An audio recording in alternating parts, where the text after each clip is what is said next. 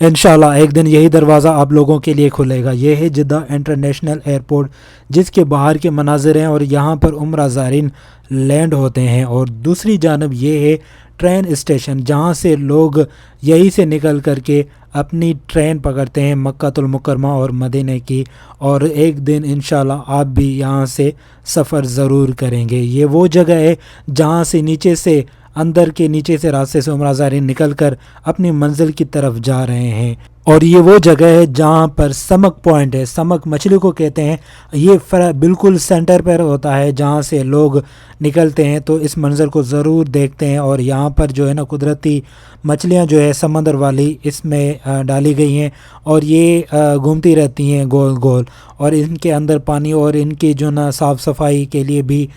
مزدور رکھے گئے ہیں، جو کہ اندر جا کر ان کی صفائیاں کرتے ہیں اور انہیں خوراک بھی دی جاتی ہے۔